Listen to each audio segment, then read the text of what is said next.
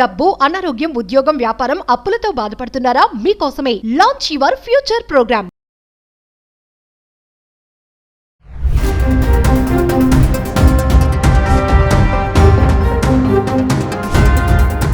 నమస్తే, welcome back to Suman TV. Present మనతో పాటు ఉన్నారు పబ్లిక్ స్పీకర్ రజనీరమ్మ గారు. నమస్తే మ్యామ్. నమస్తే నవీన మేడం, ఇప్పుడు మామూలుగా స్కూల్ స్టూడెంట్స్ పైన చూసుకుంటే సోషల్ మీడియా ప్రభావం అనేది చాలానే చూస్తున్నాం. ప్రతి విషయంలో నాట్ ఓన్లీ లవ్ అనే కాకుండా కొన్ని పనులు ఉంటాయి. ఇప్పుడు స్మోకింగ్ చేయడం కానీ, ఆల్కహాల్ తీసుకోవడం కానీ, యాటిట్యూడ్ విషయంలో కానీ, ఫ్రస్ట్రేషన్ విషయంలో కానీ, అగ్రెసివ్ అవ్వడంలో కానీ, ఇవన్నీ కూడా ఏంటంటే ఈ సోషల్ మీడియా ప్రభావం ఉంటుంది. పేరెంట్స్ చెప్పకపోవడం వల్ల చూసే ఎవరినైతే చూస్తున్నారో వీళ్ళు వాళ్ళని పట్ల ఇలా. సో కర్ణాటకలో జరిగిన ఇన్సిడెంట్ ఏంటంటే స్కూల్ ఆవరణంలో స్టూడెంట్స్, అది కూడా అమ్మాయిలు, అబ్బాయిలు కాదు, అమ్మాయిలు స్మోకింగ్ చేయడం అనేది ఒక పెద్ద వివాదాస్పదం అయింది. అంటే ఎందుకు అంటారు? అంటే పేరెంట్స్ ఏం చేస్తున్నారు అంటే ఈ సోషల్ మీడియా ప్రభావమేనా? ఇక్కడ మళ్ళీ పేరెంట్స్ తప్పే అనాలా? పేరెంట్స్ ఏమంటారు అంటే ప్రతిదానికి తల్లిదండ్రులు తప్పేనా? వాళ్ళ పిల్లలు ఏమైనా చేస్తే మమ్మల్ని అంటారా? మేమే కారణమా? ఎంతసేపు వాళ్ళు మేము కనిపెట్టుకుంటూ ఉండలేం కదా అనేది కూడా అంటారు. మరి ఇక్కడ స్కూల్స్ టీచర్స్ ఏం చేస్తున్నారు? యాజమాన్యం ఏం చేస్తుంది? స్కూల్ ఆవరణంలోనే వీళ్ళు ఇలా స్మోకింగ్ చేయడం అనేది దీన్ని ఎలా చూడొచ్చు? చూసి నేర్చుకోవడం అంటారు. ఇది తల్లిదండ్రులు నేర్పక్కర్ల ప్రతిదీ. ఇప్పుడు సాధారణంగా పేరెంట్స్ బ్యాక్గ్రౌండ్ బ్యాడ్గా ఉంటే ఆటోమేటిక్గా పిల్లలు అవే నేర్చుకుంటారనేది ఒకటి. ఇంకొక వైపు ఏంటంటే తల్లిదండ్రులు చెడు పనిగట్టుకుని నేర్పేవాళ్ళు ఉండరు. ఇప్పుడు తండ్రి సిగరెట్ తాగుతున్నాడు, కొడుకుని షాప్కి వెళ్ళి సిగరెట్ తీసుకురా అనటం అనేది తప్పుడు పెంపకం అవుతుంది. అక్కడ ఆటోమేటిక్గా ఆ కొడుకు సిగరెట్ తాగడానికి అలవాటు పడతాడు 10 ఏళ్ల వయసులోనే. ఎలా ఉంటుందో చూద్దాం అనేది క్యూరియాసిటీ ఉండదా? అలాగే ఒక సీసా కొనుక్కురారా అని అంటాడు మందు, ఆటోమేటిక్గా ఆ పిల్లాడికి కూడా అలవాటు అవుతుంది. కానీ ఇలాంటి చూస్తే పిల్లలు అలవాటు చేసుకుంటారని జాగ్రత్తగా పెంచే తల్లిదండ్రులు లేరా? ఉన్నారు. ఎలా పెంచినప్పటికీ ఒక ఏజ్ వచ్చిన తర్వాత బయట చూసి నేర్చుకోవడం అనేది థర్డ్ యాంగిల్. ఇది ఇప్పుడు మీరు అన్నట్టు సోషల్ మీడియాలో ఏం చూపించట్లేదు మీరు చెప్పండి. ఏం చూపించట్లేదు. మీకు నాకు తెలియనివి కూడా పిల్లలకి తెలుస్తున్నాయి. ఇప్పుడు ఎన్నో తెలుస్తున్నాయి.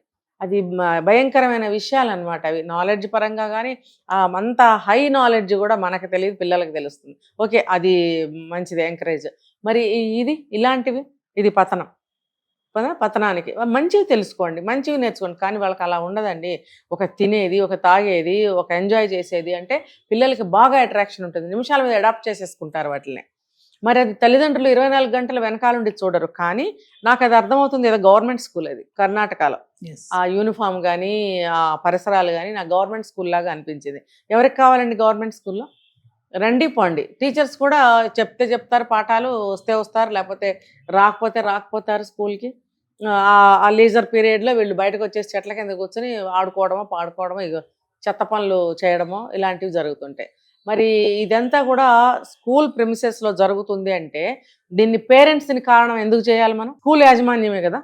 మీ స్కూల్లో సిగరెట్ తాగుతుంటే మీకు తెలీదా కదా? అక్కడ ప్యూన్స్ తిరుగుతుంటారు, టీచర్స్ తిరుగుతుంటారు, బోల్డ్ మంది స్టాఫ్ అనేవాళ్ళు తిరుగుతూనే ఉంటారు. ఎవరో ఒక్కళ్ళని తిరుగుతారు. అటువంటి వాళ్ళు ఏ ఒక్కళ్ళు చూసినా వీళ్ళని దండించే అర్హత వాళ్ళకు ఉందా లేదా? స్టూడెంట్స్ కాదుగా, టీచర్ కానీ, ప్యూన్స్ కానీ, అటెండర్స్ కానీ, వీళ్ళ యాజమాన్యం, వీళ్ళందరిలో ఏ ఒక్కళ్ళన్నా చూడకుండా ఉన్నారా? చూసి ఎందుకు ఊరుకున్నారు? వీళ్ళు అమ్మాయిలు సిగరెట్లు తాగుతుంటే అబ్బాయిలు వీడియో తీస్తున్నారు, తీసి దాన్ని మళ్ళీ ఇందులో పెట్టారు, మీడియాలో పెట్టడం వల్లే కదా మనం చూసాము. అంటే ఇంత జరుగుతుంటే యాజమాన్యం వాళ్ళు ఏం చేస్తున్నారు? ఇప్పుడు వైరల్ అయింది కదా, కనీసం ఇప్పుడైనా వాళ్ళకి తెలిసిందా? అంటే ఈ అమ్మాయిలకి ఇవన్నీ ఏంటంటే అమ్మాయిలు అవ్వండి, అబ్బాయిలు అవ్వండి, ఏదన్నా చూస్తే అట్రాక్షన్ అనేది బాగా కలుగుతుంది. మీడియా మనం ఫోన్ ఇవ్వకండి అని కూడా చెప్పే పరిస్థితి లేదండి ఇప్పుడు. ఎందుకంటే ఇంటికి 4-5 ఫోన్లు ఉంటున్నాయి. అంటే ఎంతమంది మెంబర్స్ ఉంటే అన్ని, ప్లస్ ఇంకొకటి 2 ఎక్స్ట్రా అన్ని ఉంటున్నాయి. అన్ని ఉంటున్నప్పుడు ఎక్కడ మీరు అదుపు చేయగలుగుతారు? చెప్తారు ఇంటి దగ్గర మీరు ఇవి ఓపెన్ చేయకూడదు, అవి ఓపెన్ చేయకూడదు అని, లేకపోతే లాక్ చేసి పెడతారు.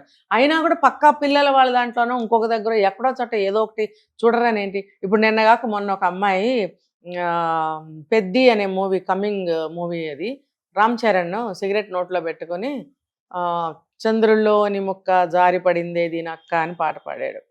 పాడినప్పుడు సరే సినిమా వరకు మేల్ కాబట్టి ఓకే. ఒక అమ్మాయి అలాగే రీల్ చేసి పెట్టింది. ఇప్పుడు మరి వెంటనే బయలుదేరరా? అది సిగరెట్ కాకపోవచ్చు, పేపర్ అయి ఉండొచ్చు, రోల్ చేసి నోట్లో పెట్టుకొని ఉండొచ్చు. కానీ మరి చూసిన వాళ్ళు నేర్చుకోరా? అమ్మాయి డ్యాన్స్ చేసినంత వరకు 100 మార్క్స్ పడాలి. కానీ మరి నోట్లో సిగరెట్ పెట్టుకుని తాగినందుకు 100 మార్క్స్ ప్లేస్లో 0 మార్క్స్, అంతే కదా. అదే రామ్ చరణ్ చేస్తే 100 మార్క్స్. మేలు, తర్వాత అదొక మూవీ, ఆ సిచ్యువేషన్కి తగ్గట్టు సాంగ్ ఉంటుంది. మరి ఒక అమ్మాయి రీల్ చేస్తే దానికి అసలు మార్క్స్ పడతాయా? ప్రభావం సొసైటీ మీద ఎలా ఉంటుంది? స్టార్టింగ్ లో ఒక మాట అన్నారు మేడం, ఈ ఇంట్లో పేరెంట్స్ అందరి గురించి కాదు, కొంతమంది ఇలాంటివన్నీ కూడా పిల్లలతో తెప్పించుకుంటారు, లైక్ సిగరెట్స్ కానీ ఆల్కహాల్ కానీ, చాలా మంది ఇళ్లలో కదా పిల్లలతో తెప్పించుకునే పేరెంట్స్ కూడా ఉన్నారు. కొంతమంది అసలు పేరెంట్స్ ఇలాంటి ఒకళ్ళు తీసుకున్నా పిల్లలకి అసలు తెలియనివ్వరు, పిల్లలు ఉన్న టైంలో తీసుకోరు, జాగ్రత్తగా ఉంటారు, కొంచెం ఎడ్యుకేటెడ్ పేరెంట్స్. అంటే ఇలాంటి పేరెంట్స్ ఉంటారా పిల్లలతో తెప్పించి పిల్లలతో చేయడము? ఏంటంటే తెలియక కాలంలో చూడండి, ఒక 40-50 సంవత్సరాల క్రితం కానీ, ఒక 20 ఏళ్ల క్రితం కానీ, ఎప్పుడైనా పాతకాలంలో తీసుకుంటే తండ్రి కూర్చుని పిల్లలకి పనులు చెప్తారు. కూరగాయలు తీసుకురా, లేకపోతే చికెన్ షాప్కి వెళ్ళి చికెన్ తీసుకురా, లేకపోతే స్కూల్ ఫీజులు వాళ్ళే కట్టుకోవడము, ఎవరి పనులు వాళ్ళు చేసుకోవడం అనేది ఉండేది. తండ్రి ఆఫీస్ నుంచి వచ్చిన తర్వాత ఏదో పని చేస్తాడు కదా, ఇంటికి వచ్చిన తర్వాత ఒక పెట్టి సిగరెట్ తీసుకురారా, అక్కడ ఒక షాప్ ఉంటుంది, బ్రాందీ షాపు, ఇది ఒక బాటిల్ తీసుకురారా అని డబ్బులు ఇచ్చి పంపేవారు. ఉన్నారు ఆ తండ్రులు, ఇంకా ఉండే ఉంటారుగా, ఉన్నారు, ఇప్పటికీ ఉన్నారు. వాళ్ళు అలాంటి పనులు చేయలేదని అడగండి, చేయలేదని చెప్తారేమో. అలవాట్లు ఉండేవి అప్పట్లో.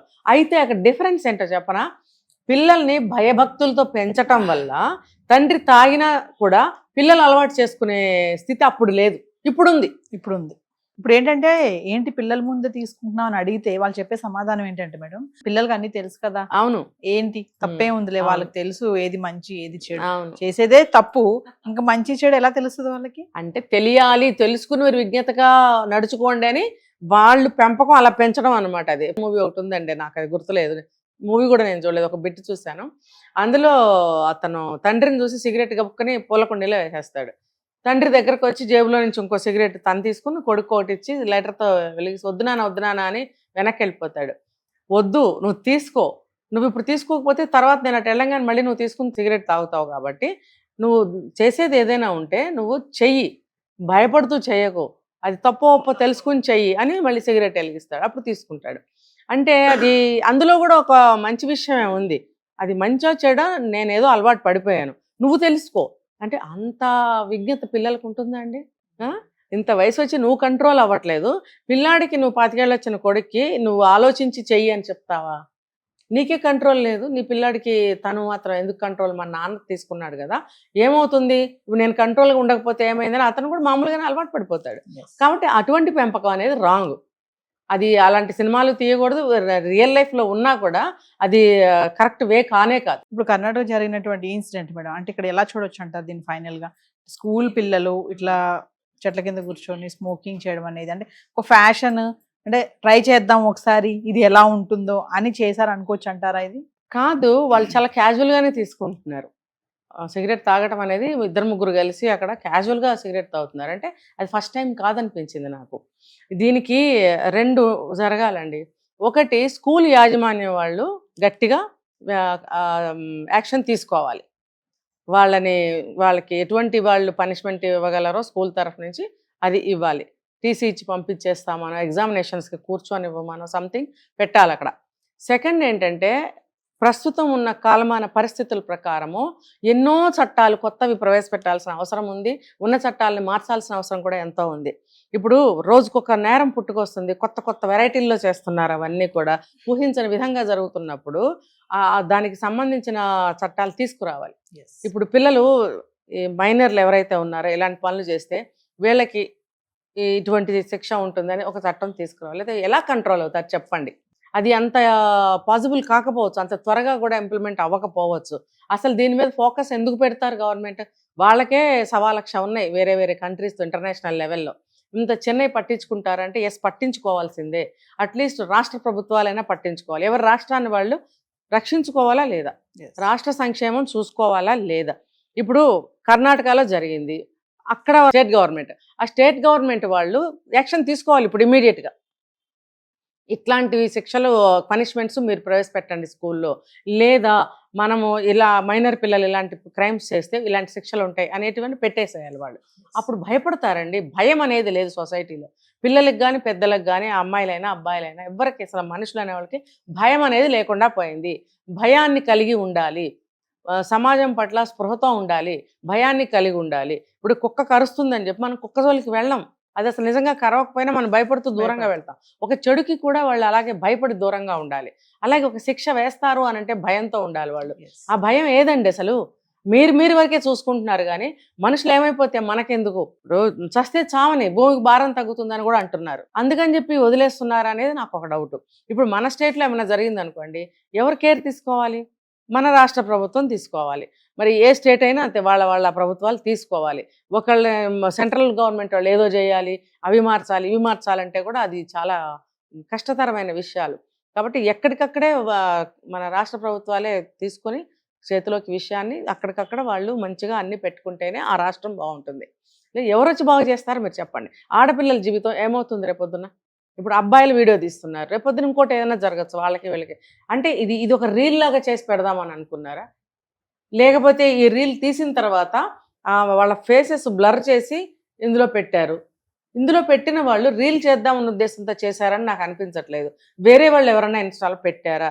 అందుకనే బ్లర్ చేసి పెట్టారా? తర్వాత బ్లాక్మెయిల్ చేయొచ్చు. ఇలా ఎన్నో జరుగుతాయి కదా వెనకాల, ఏదైనా జరగచ్చు. కాబట్టి స్కూల్ యాజమాన్యం వాళ్ళు ఫస్ట్ యాక్షన్ తీసుకోవాలి ఇలాంటి పిల్లల్ని. తర్వాత మరి ఆ రాష్ట్ర ప్రభుత్వాలు ఏం చేస్తాయో అది వాళ్ళ ఇష్టం. Thank you.